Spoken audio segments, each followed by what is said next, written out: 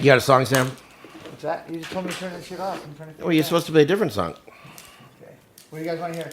What do you want to hear? It was your idea. What did he want to hear, Mike? Not what you want to hear.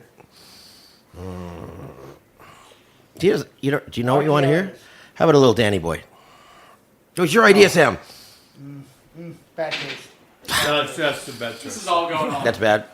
Yeah. Okay. I've always hated that song, man. All right. So don't play that. Here we go. That's good. How about think positive? Think I care about what he's having, sure I do. But I'm still laughing, we're a problem. We all care, but I have to breaking up anywhere. No! Keep on breathing. Think positive. All right. That was good. All right. Are you having a shot, Danny? No, I'm going to pass. I got some Okay. wine here. Some Spanish wine. Here you go. Cheers. Here's to you, Danny. Cheers, guys. Wow. Oh, God. Okay, so here we are at Fat Mike's Fat Mike. Here we are. We have Chris Rest from RKL and Lagwagon. We have Dan Seitz, the artist. The music is... Can you turn the music off? Thank you. This is serious. Dan Seitz is like the sixth member of RKL.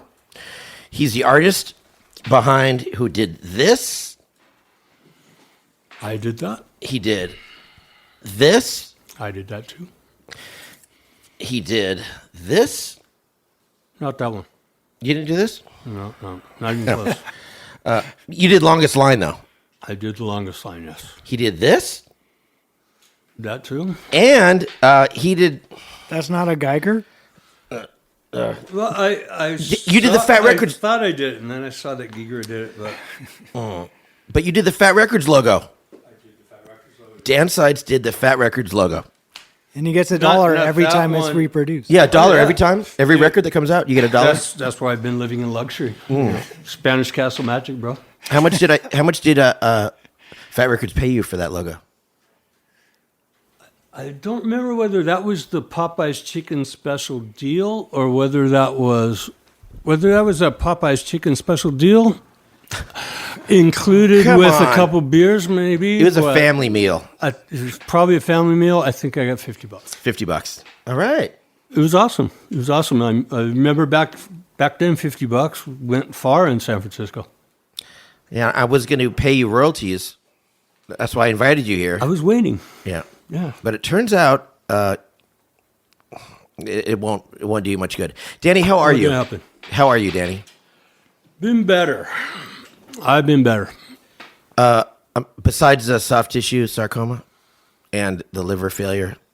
That's coming in pretty quick, It is. unfortunately. Dan- I'm not exactly sure of the timing that's going to happen, but I'm preparing to seal everything up and say goodbye. And That's why you're here today. We had people here over. I am with people I've known for fucking 40 years, and 40 years. 40 years, man. Chris, even more. Yeah. I think it was the North Side Party you said. Yeah. No, That was like 19... it was 82, Wow, 83, man. So we've known each other for, goddamn, We're family. a lifetime. We are family. Yeah.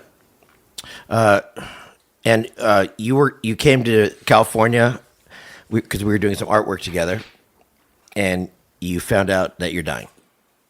Yes, unfortunately, I kind of suspected it for a while. I had a thing on my arm here. Can we get a close up of that? That's, I mean, I don't know why. That's the boy right there. Unfortunately, It looks like a. and it was kind of soft at first, but I went to get it checked out, and they told me, well, it's not worrisome yet, but if it's not gone in a couple months, then come back and get it checked out. And unfortunately, when I made that appointment a couple months later, the COVID happened right after. And there wasn't really any accessible health care to get something like that checked out for the last couple of years. You were in Spain. I was in Barcelona. It's not because of their healthcare system. It's just because they were completely overwhelmed at the moment, like everybody in the world. So I couldn't get it checked out until actually I got my vaccine last year. And I went through the tests and I went to get it removed. When I went to get it removed, the dermatologist told me, no, sir, this is more serious than anything I can deal with. You need to go to a different department. You need to do more tests. And since I've been living with this for a few years, and I had already been worried, but when they sent me to get it removed, I figured, the blood test and the sonogram, I'm clear, all right, I win. Wasn't the case, unfortunately, but it's been worrisome, but it's really kicked in the last couple of weeks. And I've spoken with someone that told me, and I feel it. And you're feeling nauseous every day. Every day, dude. It's every same little symptom. It's all there. There's no mistake. Your liver hurts. Your lungs are no good. Yes, it's winding down, man. That's how it is. Well, that's why I want to do this podcast, because you're such an influential artist in the punk world, and you've never done an interview before. You've never done anything, and your art is iconic. And it's about. Thank you. I wanted to memorialize you on the show, and Chris was here, saying goodbye. As were many friends today, man, and I am more than thankful that I have the opportunity to say goodbye to my friends. Between the three of us, man, we've known a lot of people that didn't get that chance. A lot of friends have passed like that. And a lot of RKL members we never got to say goodbye to. Here goes another one. Our group of friends, I think we know more dead people than anybody. It's so weird. I don't know what it is. Well, the lifestyle didn't really get me in the end. I never really expected to make it this far. But when I outlived a lot of people. That's true. When I realized that I was getting older and in my 50s, and wow, I could maybe make it to my 60s, I started planning accordingly. And unfortunately, I'm not going to get the chance to follow through, but goddamn, here I am with you guys. So we were today is Saturday. We were going to do this on Monday, and you said, I don't know if I'm going to be around on Monday. We should do this weekend. I did tell you that. I went to bed last night, and I felt pretty bad, and I've been writing down phone numbers and passwords for whoever's with me in case I don't wake up. But, this is the first couple of days like that last week were kind of heavy, but I'm dealing with it. You're doing great. I want to ask you. I've had a couple glasses of wine. Oh, yeah. And I quit drinking for years, and now. So you're a cheap date. So 2 drinks, and woohoo, I'm good. Yeah. What I want to ask you is, did you delete your browser history? Because do you want people seeing your browser history? Okay, clearly you don't care. No, there's nothing to do. Okay, so you're not watching any kind of weird porn? No. Nothing exceptionally weird, no. Not like you. It's all legal. It's just kinky. But but if I was dying, I would delete my history. I know you would. It's God. I would hope that you have people. Hope that you have people ready to burn your fucking house. I don't have people who do that. No. Well, you should seriously consider that, getting someone to get rid of the evidence, bro. There's not evidence. There's nothing wrong with it. It's just chicks in leather and bondage. That's not illegal. Nah, it's nothing. That's cool. So I'm going to ask you some cool questions that are weird. I mean, you don't get a chance to talk to someone who's, I don't know, here but almost dead. It's weird. You're doing with it great. Do you have any biggest? No, I'm sure you have regrets. I'll ask you that in a second. How many STDs do you have? At the moment. How many have you had? How many do you have now? You know what? I believe I had chlamydia at one time many years ago. And I took some tablets and it went away. And I was living in San Francisco, in the late 80s and early 90s. Who gave it to you? And condoms, plastic, it was like wrap it or whack it. You remember that shit. You know? So yes, I was fortunate to You use condoms. be in the latex era. Me too. I'm fortunate for that too. No. Do you have anyone you want to apologize to? There's not time. Not enough time to apologize to man. everyone. Yeah. Anyone You know- specifically? How about Chris? I don't- You want to apologize to Chris for something? Do I need to? No, I don't think so. No. I got your tattoo here. I know I saw that. I got the Beanie Boy I was- tattoo. You have one of these too, right? No, I don't. I was looking at a magazine one day, and I saw you like holding a mic, and I saw that on your arm. And a couple years later, I saw you in Pice Bosco, and I said, "Did you get an RKL tattoo?" And you showed it to me, and I said, "Wow." Fuck yeah. Well, the RKL is the biggest influence on effects in my life musically, and you were such an influence because you did the artwork for our generation in the '80s for punk rock in the '80s. I did a lot of Do stuff. you know that? Do you know how important your artwork was? You know what? I was so fortunate at the beginning to run into you guys and everybody. to Just all our Chris. friends. I mean, today we're sitting here. Who was here? Fucking Hetson, Joey Cape, Smelly. I've known all you guys for 40 years, dude. We were kids when we started doing this shit. So when did you guys meet? I mean, like, when did you start doing art for them? I remember Bomber asked me to do a flyer. I think I did some stuff, but the first Beanie Boy flyer thing was Jason was drawing a Beanie Boy, and I redrew it. And I did it for a suicidal RKL flyer and ill repute or crucifix. Ooh, do we have that? Where is that? No, we don't. It was at the Fender's Casa Ballroom? Tropicana in Oxnard. Oh, yeah. Yeah, and I drew the Beanie Boy jumping off a building, and Oh wait, there was a kid who jumped off the building and impaled himself. That was at the community center in Goleta. Were you guys there? that's right. Because he What he show died. was that? Yeah, Yeah, what show was that? I actually don't know. Social D, Ramones. I might not have been at that one, but yeah, people used to sneak into that venue by We going up. used to sneak onto into this- venue. You get on the roof and go through a window or something, and you end up I in the remember bathroom. sneaking into Goleta Valley Community Center to see the Bad Brains, and me and Bomber, there was a pickup truck parked next to the back parking lot, and there was a roof. We got up on the camper shell in the pickup truck to get on the roof and jump in to see the Bad Brains. And the pickup truck camper shell collapsed. It was all fiberglass, and Bomber was still pretty heavy at that point. And me and him both standing there, the whole thing just collapsed, man. And the security came after us, and when they ran around after Bomber one area, I walked in on the other side. Yeah. So at least you didn't get impaled. No. I mean, that kid died. Everyone watched him die.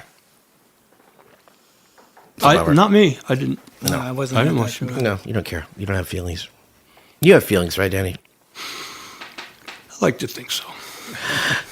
You remember when I threw an apartment party in San Francisco? It was Aaron and I threw a party. I know exactly what story you're going to tell. Yeah, it was the last party I ever threw, probably because of you. Yep. I was bummed because my Misfit 7 inches got all scratched up, and then suddenly you hit a guy in the face with a bottle. Yeah, I did not hit him in the face with the bottle at your apartment. What It happened? was outside. Me and Hillary and Sully were walking down the street.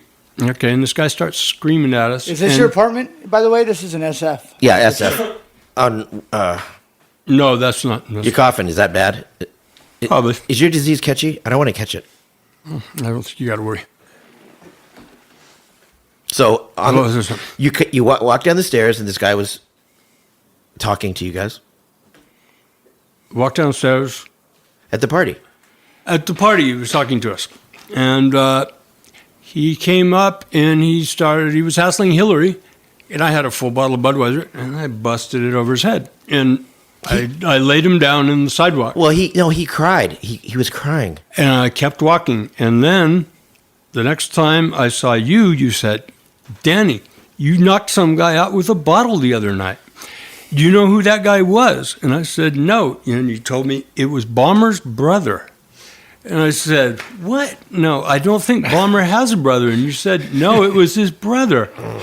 So for the next couple of months, there was this guy running around San Francisco telling everybody he was Bomber's brother. So he deserved it. So we walked into the Covered Wagon Saloon one night, I remember me and that Bomber and Barry and a couple other people, and there was the guy. And I said, look, Bomber, there's your brother.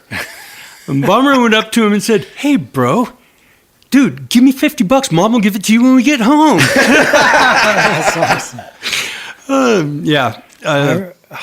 Yeah, that guy was So telling was- everybody he was Bomber's brother. Yeah, and Bomber doesn't have a brother. No, but Yeah, he, but he Who would do that? I mean, Like, who wants to be Bomber's brother? no, you don't get cred. He kind of looked like Bomber's sister. He should have been walking around saying he was like Axl Rose's brother or something. He would have got laid. But, Bomber's brother?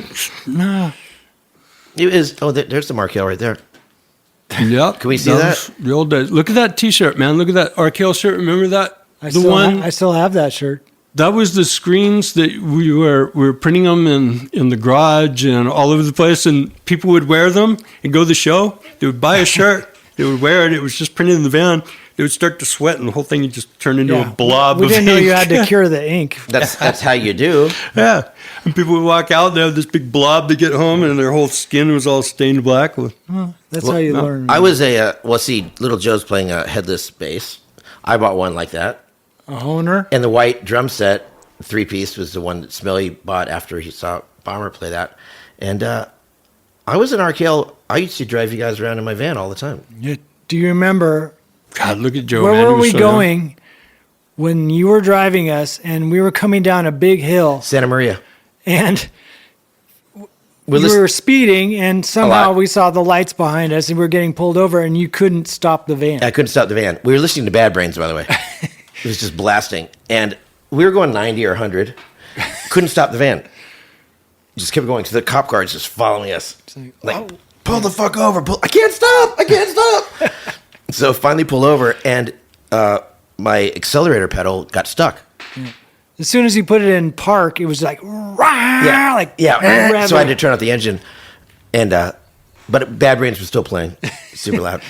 And that cop had some questions. that was the only ticket I ever got. I had to go back. Really? Yeah. And all those years driving around in that van. We used to have keggers in the van. Oh yeah, Keg parties. Remember the Railer bucket? Yeah. God, that thing doing the rounds of San Francisco with like 25 drunk people and a keg of beer in the back, Pony keg. We did pony kegs. and the whole thing was completely graffitied.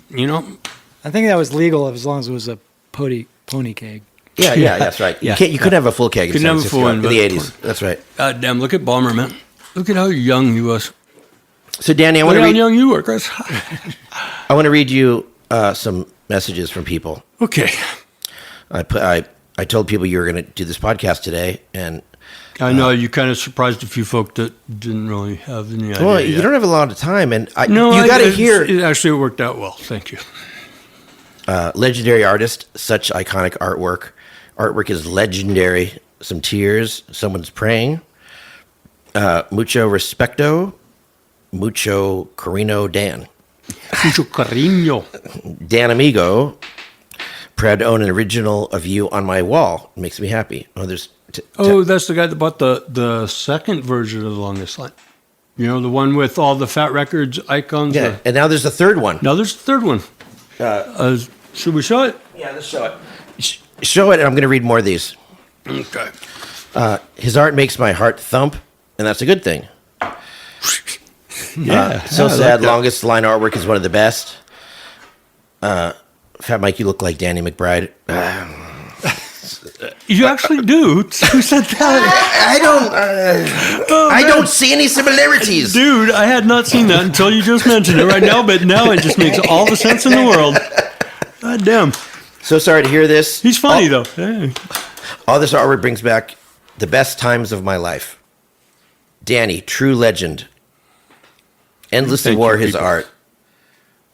Sorry to hear this. Incredible artist. My thoughts, which is with his friends and family. Always loved Longest Line cover. Artist, legend, mutual respect. I mean, it just goes on and on. Well, I just it's thank nice. you so much. And, it's like I was saying, it's fortunate to be able to hear that and to say goodbye to a lot of people right now. I mean, I'm fortunate for what I got.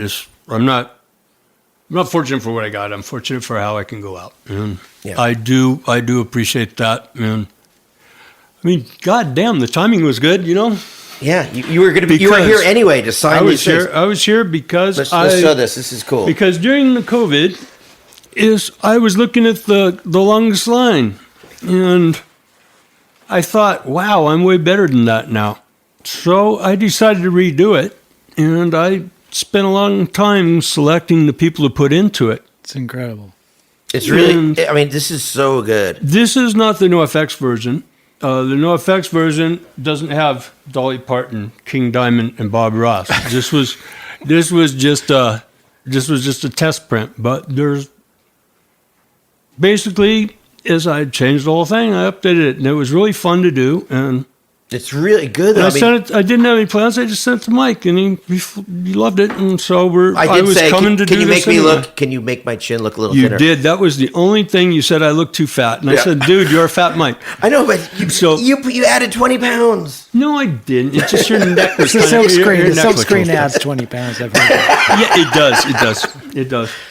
But anyway, it came out really, really well. I'm really proud of it. And we're going to make posters. We have posters coming out, but not this one. It's going to be the NoFX poster. And it is the actual 30th anniversary of the Longest Line. And I'm hoping to stick around long enough to sign all of them personally. If not, you know what? I'm actually prepared. I went and I bought a big stack of paper and Sharpies today to sign pieces of paper so you can print some letters of authenticity to make sure that, yes. That's cool. And we're going to take proceeds from this, and we haven't decided where we're going to put it. Some kind of a... Yes, I would love them to go to some hungry, deserving artist or something, We're signing posters here. This is the Longest Line poster, the album cover. It's pretty cool. Yeah, this is the print. This is the actual print? Yeah, and they're signed by Danny Seitz, who's not dead yet. Remember, this is when you joined the band. This is my first recording with NoFX, The Longest Line. We did that in the Bay Area, San Francisco, I believe. Yeah, but at West Beach Studios in Hollywood. We didn't record it there at West Beach. Yes, with Donald Cameron. No. Did we? Yeah. I thought it was... No, we recorded Stranded, one song in San Francisco. Oh, wow. And that song didn't even go on the album. How about that? And now, if you buy this print, you can remember the Longest Line even better than Hefe does. Go to sonicartoriginals.com to get your print today. There's a million times when a little scholarship bump or something like that would have really put me in the motion. It shows that you get a little acknowledgement of you're doing something good. And fortunately, I had that from you guys, and you gave me a forum to do my shit. And you have been for 2 years. You got sober for 2 years, and you showed me your artwork today. He's got hundreds, if not several hundreds, of awesome pieces of artwork. And no one's seen them. But you're gonna make them see them. Yes, I'm gonna put an online gallery together and all kinds of stuff. I'm gonna have surprises dropping after I'm gone. This is another thing you did for. I did that during the COVID when you guys were having the LA riots or the United States riots everywhere. The cops, and it was. Keep laughing. It was something to do during the COVID that was timely, and I hadn't touched the RKL character in a long time, so it was fun to do it. I've always loved drawing that character. And he's laughing. He's getting beat by cops and laughing. And you're still laughing, Danny. Yeah. Keep laughing. Dude, what else are you going to do? Come on. Right. Cry. You can cry. Keep a fucking grin. Think positive, bro. Yeah. What's hard? Yeah. Your drink positive. artwork is synonymous with our band's sound and our image. It's just without you, you are the extra member of RKL, and It's really. But if you got to come to the end of it like this, but you have time to reflect instead of just going out.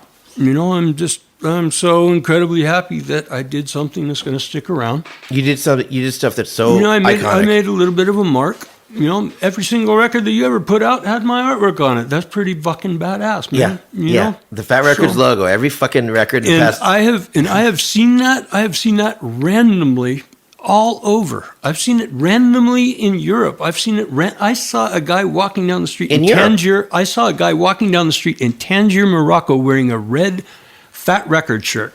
A red one.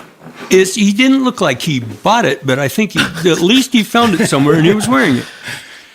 But is it true that you came up with the spelling with the WRE? I did. That is true. I did. As Mike just wanted records, but I knew he liked playing with words. He had like Sold Out and all that shit. You liked playing with words. Yeah. Among other things. And so I did it like that and then showed it to him and I told him I can change it. And he said, no, it's perfect. Yeah. And yeah. It is perfect. And it was because it's become more Fat Wreck because that's what it is. That's pretty fitting. And me too. Yeah. I'm over a Fat Wreck too. Hey. Salud, bro. I forgot that. I forgot, like... I remember you told me some guy sued you because he had Wreck Records or something. And he was suing you because of the name. And I told you, I'd never even heard of Wreck Records. Wreck Records. But he was suing you because you guys stole his name. And so, anyway. Yeah. You were so involved. You were so integral in the scene. And it was a real productive time for me during that time in San Francisco. But the new shit I saw you doing on your tablet, it's so fucking good, dude. So I'm gonna get this shit out. As I never stopped drawing. I kind of moved away from the drawings that were high profile. You became a bar owner, and I always kept drawing, but I did. You've been an alcoholic for a long time. Yeah, but alcoholism is it has levels. I wasn't one of the stage 4 levels, No, but would you call yourself a good drunk or a bad drunk? Depending on the day. Good answer. I wasn't good with hard liquor, man. Beer was always like a happy beer and wine thing, but yeah, Budweiser to the face. I didn't drink. Well, dude, I was fucking 20 something, man. Do you remember the day that you and Peter Bennett wouldn't stop fighting each other when we lived? Remember when we lived behind Joe's Cafe in the cell block H? Oh God, man, that was hell. I have no idea why you guys were fighting. I don't remember either, but you guys would not stop. We'd I'm you go in that room, you go outside. I know it had something to do with Bomber. That's all I know is it was me and Bomber and Pete Bennett sleeping on couches, on junk couches in a cinder block building. Well, you guys were practicing there every day, and we're sitting there drinking and eating burritos from Max Grog and Gross. Yeah. Yes, of course we were at each other's throats, man. We were showering. I remember you showering in the tap out on the. That was our you guys used to shower together. That's this is about as ghetto as Santa Barbara could possibly get. It was pretty ripping. Yeah. So there's this alley. It actually looks worse now than when we lived there, but no one's living there. That's not possible. It's right behind Joe's Cafe, and next door was a Chinese restaurant. I remember our trash can was like a 50-gallon can. And it said monosodium glutamate on the side. MSG, yeah. But every time we had a party, the toilet would just explode, overflow in the entire it was a cinder patio. It was a cinder block building with a toilet.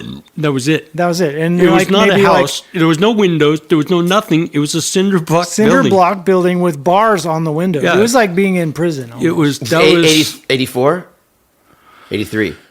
That was, you know what? I turned 21 when I lived there. So that was 85.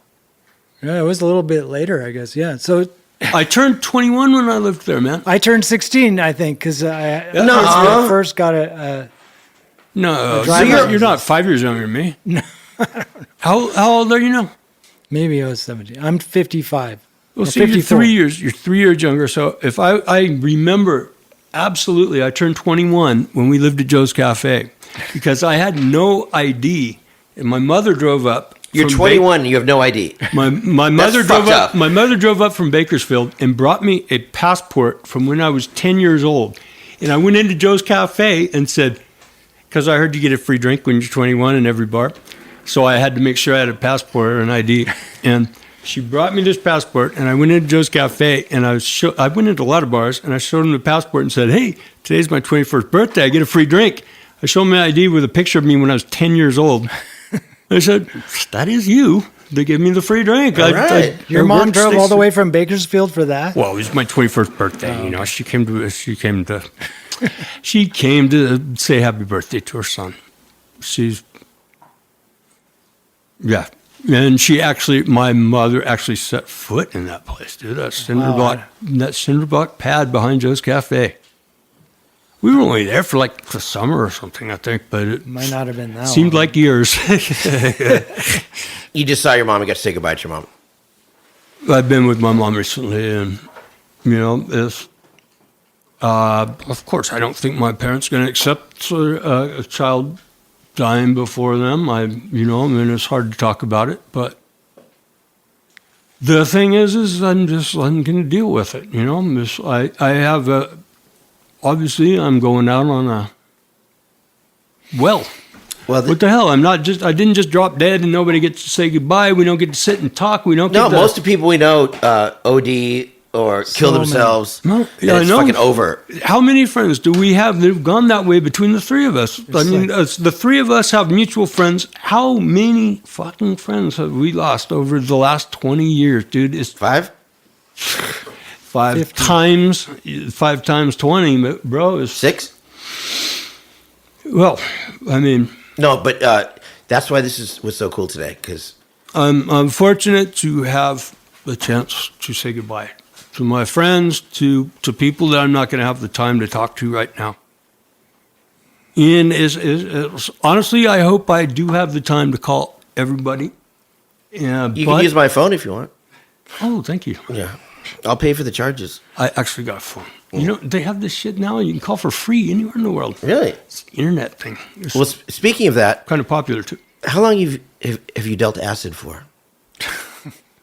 I never dealt acid. I took acid. How many hits? How many sheets of acid do you think you've sold in your life? I mean, you can't get arrested now. You can't get prosecuted. Come on. I don't know. It's just back. Come on. I'll You've been tell you- doing it since the 80s. I moved some LSD, which I think was a beneficial thing for people. And you know what is, I didn't go looking for it. It just kind of got thrown at me because rich kids on LSD, bro. Well, how As- did when I first went to San Francisco, I remember all the old hippies showing up to the RKL shows because they were on the Rich Kids on LSD. So we had all these Grateful Dead people showing up, throwing acid at us. Chris, am I wrong? No. No, they thought, oh, hey, guys, you're the Rich Kids on LSD. Here, have some fucking acid. But lots and lots of acid, and here's my phone number. It just, Remember Fritz? Oh, God, Fritz. Fritz, how you doing? How you doing, guys? He used to dip the blotter acid with no gloves on, Oh, he was... As one does. and I think it soaks through your skin a little bit. We lost a lot of people Hey, you know just to what's- brain damage from acid. You know what's really cool, though, is there is this guy, Mark McLeod. Mark McLeod collaborated on a record with me doing the artwork on the RKL Live Double in Live Berlin. in Berlin album because he has the LSD museum. He's got an extensive museum, and he arranged all the a great sheets, cover. and I did the artwork over it. Let's show that cover right now. And he had just came out with a book, and every single thing that McLeod puts out is his 10 top sheets are the Fly RKL sheet. I've seen it so many years, and as far as I know, there was only like one or two of those that ever existed. I think it was Barry with a rubber stamp. Yeah, I still have the stamp. That's Still have the awesome. stamp. That's awesome. Wow. That's from 30 something years ago. Yeah. But how many sheets do you think really you sold? Enough to get a few people. Oh man, in the these aren't groove. the answers I'm looking for. You know what? Because we did an acid. I don't deal drugs. It's weird. I'm having these like weird fucking memory lapses from everything. And it's more like, than 1,000. Because that would be Maybe. 100,000 hits. Dan Seitz here probably sold 100,000 hits of acid in Europe. But we went on. Now, if by some miraculous fucking possibility that I recovered right now, what the fuck, you know? Those are the old days. No. I'm God complicit. damn, you just fucked it all up for me, bro. Cleansed. I'm complicit in this because, when I was 17 or so, I gave you some money to buy some acid, and you took it to Europe. You gave me my money back, jerk. You didn't give me any profit. At least you got your fucking money I back, know, bro. but it was $1 a hit, and you sold them for $30. No. It was never that much. You know what? There's pesetas back then. Listen. Back when we were first going to Europe, man. You know, when I first showed up in Spain, in Barcelona, which is very expensive now. When I first showed up there in the late 80s, there 89, 90, it was so cheap. It was still pesetas, and I mean, you could get a beer for like 20 cents to rent with $10 a month. It was awesome. And you still sold acid for $25. That's why I said, goodbye, you guys. I'm out of here. And how did you guys smuggle the acid over? I know. You remember? guys, oh, God, me and Chris were never involved. No. Yeah. Other members of RKL. Oh, the dead ones, yeah. They were the ones. No, It was them. on the guitar, the We cases. used to ship our own gear Yeah. on the plane to Europe. With I believe- stickers all over it. with stickers all over it. You could put us under a sticker. I maybe. do kind of remember skateboard. You could put I do kind of remember skateboard. hundreds of hits of acid under a sticker, under one sticker. You could do a lot of things. Well, could do a lot of but things. that's what you guys did. It's not like you could. It's exactly what. Well, you know why that whole thing happened. It's once again fucking RKL. They were there before me, and by the time I got there, oh, you're Dan RKL. Got any acid? You know, as they had already been there laying. And you're an fucking entrepreneur. waste. You're an entrepreneur. So of course, yes, you know, It's capitalism. it's You capitalism. took advantage. Oh, I did not because I No, was you did, man. I was spreading love. It was the Reagan era, so It was, and everybody. was the Reagan era. Everybody needed the dose, brother. You know, it was as I wasn't doing anything bad. If It's not bad to sell drugs. It's just I you're a honestly, salesman. no, it is bad to sell a lot of drugs. There are a lot of harmful things out there in the world. But if you get, and I'm not just justifying myself, I really think I am one of those believers that everybody should dose at least one time in their fucking life because it will open your mind to a lot of stuff. maybe not One of the reasons, Pete Boardman, though. one of the reasons that I think that I'm being able to deal with this is because from my psychedelic experiences is I've been there. Is I know where I'm going. Is Are you going to the good place? I'm going to the cosmic place, dude. I'm joining the energy, bro. I'm going to join all the other particles of everybody else that I know that is gone. You're not going to the bad place. Is no bad place, dude. There's the cosmos, bro. That is what I think. through Oxnard is a bad place. You know, I don't have organized religious beliefs, but I do believe there's a force more powerful than us that will reabsorb us when we're gone and reassemble that into something else in a different energy form. So are you scared at all? No, I'm not. I'm bummed that I'm going to miss time, but at the same time, I mean, what am I going to miss? I'm pretty sure I'm going to miss the second term of President Trump in World War III. That's not a bad fucking thing. I'm not being. You're going to miss Hanukkah. Observation. I am. Well, I don't know, man. You know, I'm not gonna miss anything because I'm gonna be dead. Yeah, and you've lived a great life. I had a good life, man. Oh, it's good. I had bad times, but I had more good times, and I did more stuff in my life than a lot of people have been able to. And You have, and you left your mark on this world. I did, and a lot of it is in thanks to you guys and our other friends, and just all the shit that we did and created together is gonna live beyond all of us, man. Here, here. And it's just all the shit that we were doing back then. When we were doing it, we never realized how iconic it was going to be, and that it was actually we were making culture. We were going against everything. I think Bomber knew. Bomber knew a lot of shit that we didn't know, man. It's when you look back on but his brain was just so rapid and so. Here's to what we did. His brain went so fast and it was so erratic that he couldn't keep track of it. He couldn't keep up with it. That's true. His brain just was clicking so quick that he was not capable of keeping up with processing what was going through his brain. Do you know, that's true. He was a fucking genius, that guy, man. He was a genius. And he really was. And what's interesting about RKL... And all of us owe a lot to that man, Oh, No Effects would not be here. No Effects would not be here if it wasn't for RKL. You know what? There would be a way different punk rock music culture from California. We would have sounded like DRI.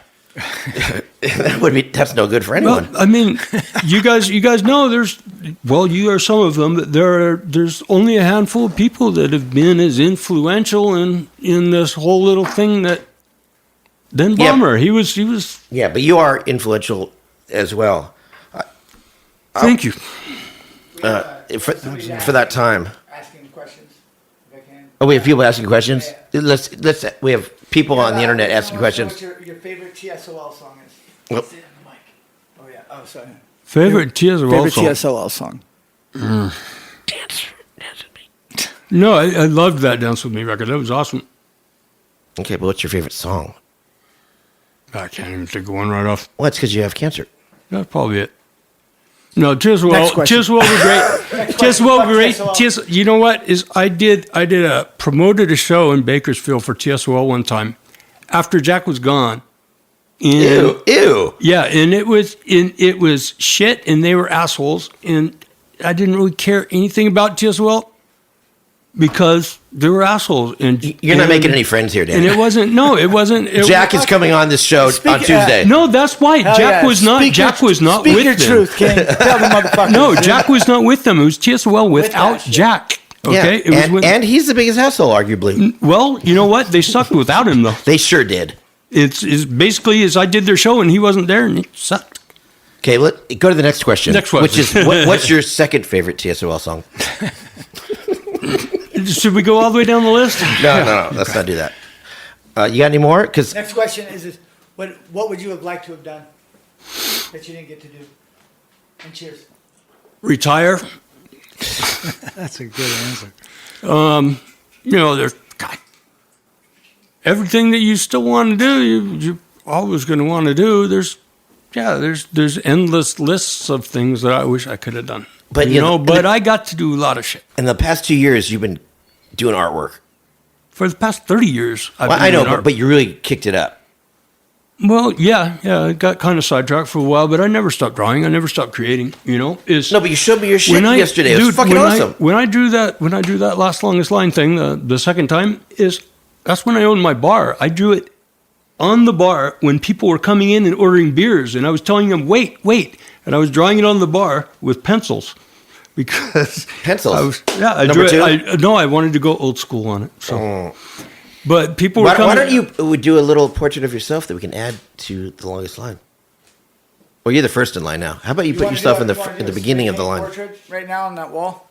Well, I wanted to do a self-portrait on the wall right now. Yeah, with the spray can. Nah. Next question. We'll draw something. No, I'm not good with spray crayons, dude. I don't have the experiences. I'm more drawing. Do you want to describe the experience of doing the comic book with Bomber over your shoulder? Oh, the comic book, dude. That was comic book. That was something. I do remember doing that because Bomber might have had a bullwhip at one point. I quit my job at Palo Peralta in Santa Barbara and moved to San Francisco to draw a comic book for RKL. It was like going from having a pretty good job in Santa Barbara to jumping into no future whatsoever. Boom, hello San Francisco. And I moved in with Barry and slept on his couch for a couple months and drew that comic book. And yeah, I had Bomber and Barry over my shoulder all day long, every day. Well, Bomber used to make you guys do a lot of shit. You had to, RKL used to practice in the dark. Yeah, it's true. He was like, Dude, a lot of my art exists because of that guy pushing me. yeah. You Well, know, he pushed you too. He pushed Like you, crazy. All of us. Pushed everybody. Without He was- Bomber, RKL would have fizzled. Yeah, For sure. Yeah. And if you haven't heard RKL, you must listen to RKL. Yeah, we had like the gym coach, motherfucker, push harder. But his harder and his look, Jimbo. visions. I mean, the lyric sheet for the entire album is your artwork in comic book form, and it told a story. That was what we did. Is I took all the songs and I figured out a way that they would fit into the comic form instead of how to fit a comic around the songs. Is Bomber and me sat down and structured. We took the songs that he had and I figured out how to make it run in a narrative. Story, and it worked And it perfect. worked. It worked perfect. And you know, as I And no tell one, you, no one had ever done anything like that before. either. there's Maybe there's- Kiss. I think Kiss might. there's have a- done no, there's I've only- never heard of them. And in my life, I was lucky enough to work with a couple people to create shit with a couple people that were just mind blowing. And you know, as Bomber was one of them, you guys are some more. Dave Brocky was fucking inspiring, man. Rest in peace. Yes, but Brocky, that guy is working with him, man. It was really good. From Gore. Yeah, we did a shitload of methamphetamine and drew 24 hours a day for a week. As one does. Yeah. And you used to date who? Me and Danielle were friends for a But while. what was her name in Gore? That was Sly Menstra. And, well, Danielle, if you're You dated Sly listening, Menstra? hi, Danielle. Wow. That's something. Danielle is a sweetie. We had a good time. She's awesome. Yeah, she's really cool. She's a She used great to ride lady. horses bareback, naked. Yeah. As one does. No. Well, that was a really good period too. As Guar was pretty fantastic. As I drew the comic book with them too, and that was really really cool. I did some album stuff with them. Like I said, working with Brocky was a pleasure. It's something you never forget, man. We did nutso creative you done stuff for sessions. great bands. Yeah, I got Rocky lucky. was another genius. I mean, his visions Yeah. were so original and just. I've been really fucking fortunate in my life to align myself with people like you guys because we've all been really creative people, but we've all fed off each other. You know, Pushed each I other. don't think any of us can say that we haven't been influenced by each other. You know, we were all in it from the start, and we were all in it when there was no fucking hope of ever making money or nothing. that wasn't even a No, of course possibility. not. You just dude. wanted to play better music, and why RKL was so great there was no hope of making you a pushed living. yourself. You know, You wanted to be better than everyone else. That's true. Bomber paid attention to every fucking detail. God, he was every so on it. intro to every song. You couldn't let anything go. Yeah. No, There wasn't 1, 2, 3, 4. No, never. that about sums it up. You know, and RKL. I want to tell it just real quick. And this is the Dude, last- this is your the last I can talk time- next week. The last time I saw Bomber, I was here. I was working with a Spanish band that was recording for Bill Gould. Hello, Bill. And I went down to visit Bomber after he had won the lottery. Okay, and he bought this mansion on the cliffs. How much money did he win? I don't know how much. It's like 30 million or something. 55 million? Bomber didn't buy the ticket. It was his partner. Boyfriend. 72 million. 72 million. Oh, All right, I thought so- it was 55. Woo, 72. Woo. But you only get half. Oh gosh. Okay. Well, only 35 million. That's all right. But anyway, I went to. But this is is from a street hustler, someone who is sucking cocks, someone who's sucking dick on Polk Street. sucking Yes. dick on. Well, I don't know Polk. I thought he Can you worked say that on the Castro. internet? I thought he worked You can say Castro. whatever you want. I mean, when RKL was recording at West Beach, when you guys were recording at West Beach, Bomber was sucking cock on Santa Monica, and Jason had a couple prostitutes. Oh, So That was a whole story in itself. I know, but you guys Man, actually there's had so many stories. You guys had a pimp and a hooker in the band at the same time. That's true. Although Jason wasn't I mean, technically how many bands in have had there. that experience Oh, before? fucking hell. That's a conflict of Blowfly. interest. For sure. Oh, shit. I mean, but remember, Barn would say like, "Oh man, I just sucked this cock, and there's so much cum coming out of it." Like, dude, don't. I didn't hear that story. He got... Why did you tell me those No, stories? no, Bummer. When he came out of the must have- closet, when he came out of the closet though, he fucking kicked the door down. And I remember, He was the first punk rocker to I fucking told- in the you know hardcore what? scene, right? I told Barry. I told Barry because some girl had come up from Santa Barbara and she was hanging out with Bomber, and she told me, she said, "I just watched Bomber work in Polk Street." And I said, "What the fuck are you talking about?" She goes, No, he's blowing guys for cash. And I was like, no, credit, come on, credit, come not on. cash. And I told Barry and Chris, and they said, nah, You ratted on your friend? dude. No, I asked for their opinion on this. I don't on think this I was information. surprised. Barry was. He said, no, can't be. But like then, I think we actually Can't be. confronted Bomber and asked him, and he said, "Yeah, I'm sucking dick. So what?" Well, but I think he was the first, skinhead and person in a hardcore band to go, "Yeah, I fucking suck cock." There's You got a problem with I that? think there was a few of them around. So long, singing the same old song. All right, Sam. All right. Every crack in these dirty sidewalks of Broadway. Yeah, thank you. Cheers. Well, A lot of people, yeah. those were the days. Yeah. I think these are the days. God, remember that one? 90s, the Remember 90s. that one guy? Fuck Remember the that 80s. one guy that is, before we went to Europe, he was like stalking Bomber. He was like this crazy guy, and he came all the way to Europe. Yeah, He followed us around Europe. He was, and then he would go to the doors, and we would tell them before the show, there might be Don't this let guy this guy coming in. by. He looks like this, and they would say, "Oh no, we won't let him in." And he would come to the door, and they would say, "Nope, you can't come in. It's sold out." And he would go back to the car and change clothes and put on a hat and come back. As one does. And he was tracking Bomber all over the place. Will offered to leave him in a field somewhere. Yeah, he did. He did. Will was always there for us, bro. you people, you hung out with degenerates and bad people, scary people. I think They're we all all good have. people.